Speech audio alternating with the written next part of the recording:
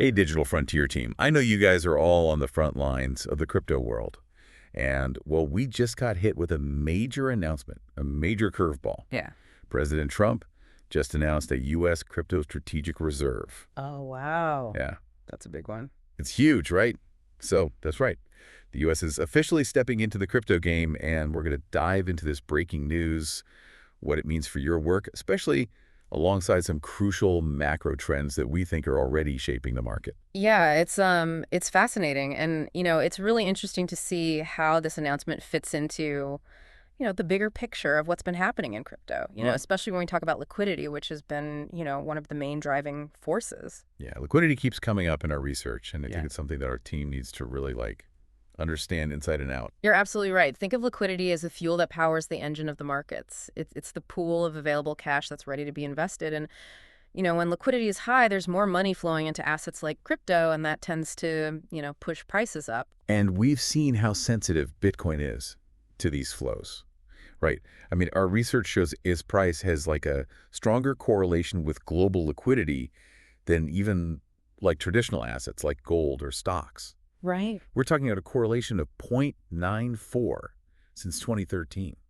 Yeah, that's incredible. That's wild. It's incredibly significant. And it's interesting because Bitcoin is often acting as a kind of canary in the coal mine for global liquidity. Mm. So when central banks like the Federal Reserve, they ease monetary policy, they kind of pump money into the system, Mm-hmm. Bitcoin tends to surge. Yeah. Conversely, when they tighten things up, Bitcoin often feels the pinch first. That makes a lot of sense, especially when you look back at what happened in 2021 and 2022. Right. We had the huge crypto boom, Absolutely. fueled by, easy money, and then the Fed slammed on the brakes, and, we all know what happened next, right? Yeah. Crypto winter. Yeah. Global M2, which is a broad measure of the money supply, actually shrank for the first time in decades. Yeah, and that liquidity crunch really exposed how sensitive crypto is to macroeconomic forces. To quote one analyst, money plainly moves markets. Facts. Yeah. So, but here's where things get really interesting. Our research indicates that global liquidity is showing signs of life again. Yeah. It's not back to those 2021 levels, but the trend is definitely upward. Uh-huh. China's been pumping stimulus into their economy, Mhm. and the Fed has been doing repo operations, which is essentially injecting liquidity back into the financial system. Right, and if we connect that to Trump's crypto strategic reserve announcement, it almost seems like he's positioning the U.S. to ride this potential wave of increased liquidity. And the market's reaction was explosive. Oh, yeah. Bitcoin jumped 8% to over $90,000. Ethereum surged over 8% as well, and XRP, it went absolutely ballistic, shooting up over 30%. Oh, wow. Yeah. The social media frenzy was off the charts with everything from Trump just made crypto great again to BTC to 100K or bust. So this move has definitely captured the attention of investors, to say the least. But while that initial reaction is exciting, I think we need to kind of look beyond the hype and figure out what this means for the market, in the long term. Right. And that's where a tool called Z-score analysis comes in. Absolutely. So the Z-score essentially tells us how far a data point is from the average. In this case, we're looking at how Bitcoin and Ethereum's prices are deviating from their historical averages. And our analysis shows that Bitcoin's long-term Z-score is around plus 2.0, Okay. which means it's trading 2 standard deviations above its 3-year average. So that's a sign of strength, but it also kind of raises a flag for me. So Bitcoin's on a roll, Yeah. but it might be getting a little ahead of itself. What kind of risks does that Z-score of plus 2.0 actually signal for our team? Well, a Z-score that high could indicate that Bitcoin is overbought, meaning its price has risen too quickly and might be due for a correction. Mm-hmm. It doesn't necessarily mean a crash is imminent, but it does suggest that some caution is warranted. Right. And this is especially relevant for, your team at Digital Frontier because you're making investment decisions. Understanding these signals can help you manage risk. That's a super helpful point. Yeah. So Bitcoin Z-score is flashing a bit of a warning sign. What about Ethereum? What's its Z-score telling us? So Ethereum's long-term Z-score is sitting around plus 0.7. Okay. Now, that's still positive, indicating it's above its historical average, but it's significantly lower than Bitcoin's Z-score. Right. This suggests that Ethereum might have more room to run compared to Bitcoin and could potentially offer a less risky entry point at the moment. Okay. So maybe a bit more cautious optimism around Ethereum then. It sounds like we need to dig a little deeper into both of these Z-scores to really understand what they mean for our investment strategy. Exactly. And while we're looking at z-scores, we should also check the Global Liquidity Index. Its long-term z-score is still around negative zero point .5, which tells us that we haven't fully recovered from that liquidity crunch we talked about earlier. However, the short-term z-score is a positive zero point .5, reflecting the recent uptick in liquidity we've been seeing. So the macro picture is sending mixed signals, right? We've got some positive signs with liquidity improving, Yeah. but we also have to consider the risk that Bitcoin might be overheated. Yeah.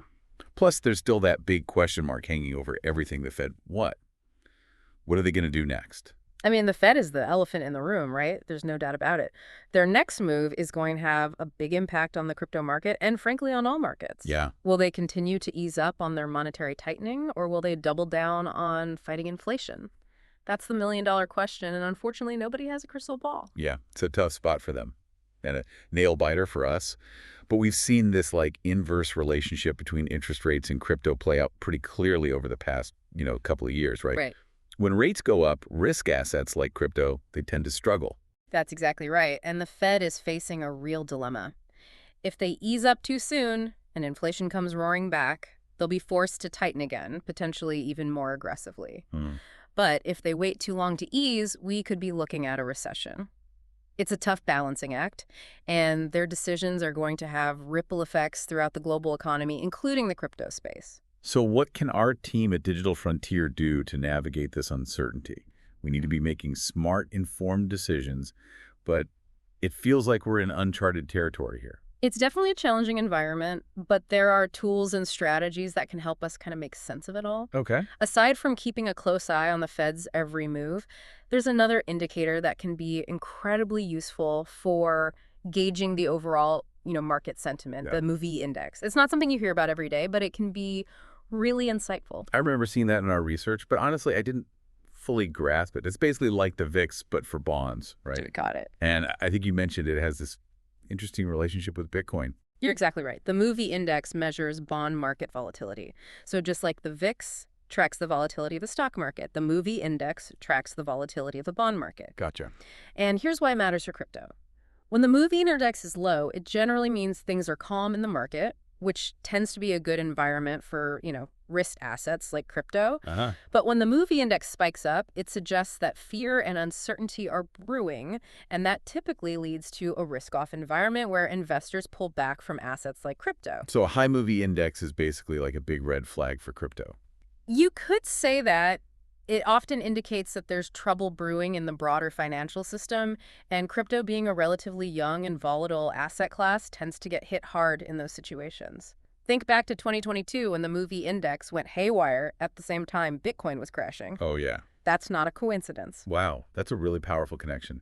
I'm starting to see how all these pieces fit together. Yeah. So if I'm hearing you correctly, our team needs to be watching the MOVE index, very, very closely.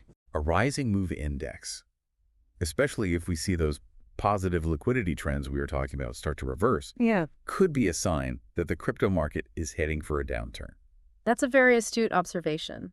It's all about having a holistic view of the market and understanding how these different forces interact. Yeah. You can't just focus on what's happening in the crypto world in isolation. Right. We need to be aware of what's happening in the broader financial landscape, and that includes things like interest rates, inflation, and bond market volatility. Right.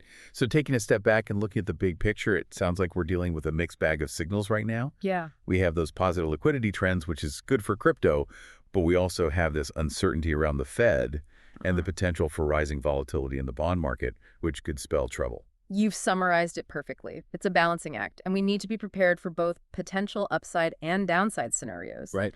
That's why having a sound strategy is so crucial, especially for a team like yours at Digital Frontier that's on the front lines of this evolving market. Speaking of strategy, let's bring it back to our team at Digital Frontier. Yeah. They're trying to navigate this crazy landscape and make smart decisions about where to allocate, resources and capital. Right.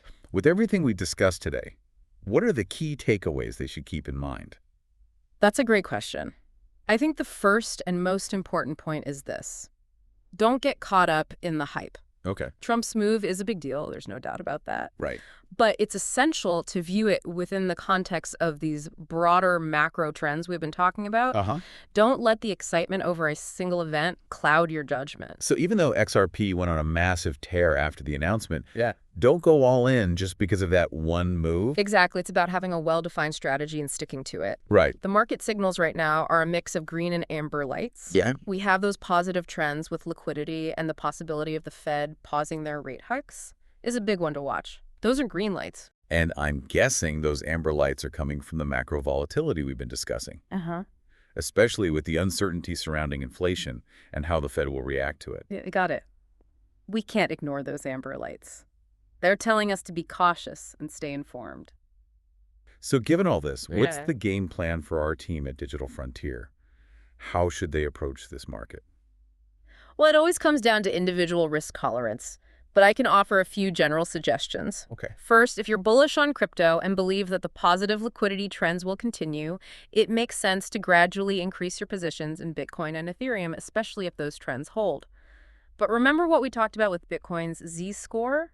Use stop-loss orders or options to protect yourself in case the market takes a sudden turn. That's a good reminder to always manage risk even when things are looking up. Absolutely. And another important point is diversification. While Bitcoin is the biggest name in the game, Ethereum might have more room to grow in the current environment given its lower Z-score. Consider diversifying your portfolio across a basket of top crypto assets to spread your risk and potentially capture gains across different sectors of the market. So don't put all your eggs in one basket, even if that basket is Bitcoin. Exactly. And perhaps most importantly, stay macro aware. Keep a close eye on the Fed monitor inflation data, and don't forget about that MOVE index. Those indicators can provide valuable insights into potential shifts in the market. So it's all about staying informed, being strategic, and not letting fear or greed dictate your decisions. You said it perfectly. And one more thing to keep in mind. The crypto market is still relatively young and inherently volatile. Buckle up, because it's going to be a bumpy ride. Yeah. Having a long-term perspective and not getting shaken out by short-term fluctuations is absolutely essential for success in this space. I love that. Don't just be a trader, be an investor. Think long term. That's the mindset that will serve you well in the crypto world. And speaking of the long term, some analysts are predicting that global liquidity could peak by late 2025. Wow. If that happens, it could be a massive catalyst for crypto. So use any dips or pullbacks as potential buying opportunities. Well, we covered a lot today, from Trump's surprise announcement to the intricacies of liquidity, Z-scores, and even the bond market's MOZE dex. It's been like a whirlwind tour of macroeconomics and crypto. Yeah, it has been quite a journey, but I think it highlights something really important, especially relevant for, your team at Digital Frontier. All of these factors, they're interconnected. You can't just look at the crypto market in isolation. You have to understand how it fits into the broader, financial landscape and how these global trends influence its movements. Absolutely. We started this deep dive talking about Trump's crypto strategic reserve, which seemed like a huge event on its own, and rightfully so. But as we've kind of peeled back the layers, we've seen how it connects to these larger forces like global liquidity, monetary policy, market volatility. It's like a giant puzzle where each piece influences the others. That's a great analogy, and it's exactly the kind of thinking that will help, your team at Digital Frontier make those informed decisions. It's not just about reacting to the latest headlines or getting caught up in the hype. It's about understanding the underlying, dynamics of the market and developing a strategy that accounts for both the opportunities and the risks. So how do we tie all of this together for our team at Digital Frontier?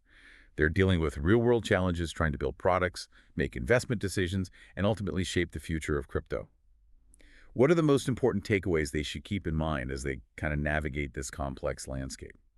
I think, the biggest takeaway is the importance of staying informed and being adaptable. Right. The crypto market is constantly evolving, and there will always be new challenges and opportunities. The more you understand about the forces driving the market, the better equipped you'll be to respond to those changes and, make strategic decisions. I love that. Stay informed and be adaptable. That sounds like a mantra for success in any field, but especially in crypto. It really is. And don't be afraid to, challenge assumptions or question conventional wisdom. The crypto world is full of strong opinions and bold predictions, but it's important to think critically and form your own conclusions based on, the evidence. So be curious, be skeptical, and always be learning. Exactly. And remember, you're not alone in this journey. Mm. The Digital Frontier team is full of, talented individuals who are passionate about crypto, collaborate, share ideas, and learn from each other. That's how you'll stay ahead of the curve and make a real impact in this exciting and rapidly changing industry. I think that's a great note to end on. We've covered a lot of ground today, from breaking news to macro trends, and we've explored some powerful tools and strategies that our listeners at Digital Frontier can use to navigate the crypto market. It's been a pleasure diving deep into this topic with you, and remember, this is just the beginning. There's always more to learn, and the future of crypto is being written every day. And that brings us to the end of another deep dive. Until next time, keep exploring, keep learning, and keep pushing the boundaries of the digital frontier. And to our listeners at Digital Frontier, we want to hear from you. What are your thoughts on Trump's crypto strategic reserve? How are you incorporating these macro insights into your work? Share your ideas and join the conversation on social media. We'll be listening.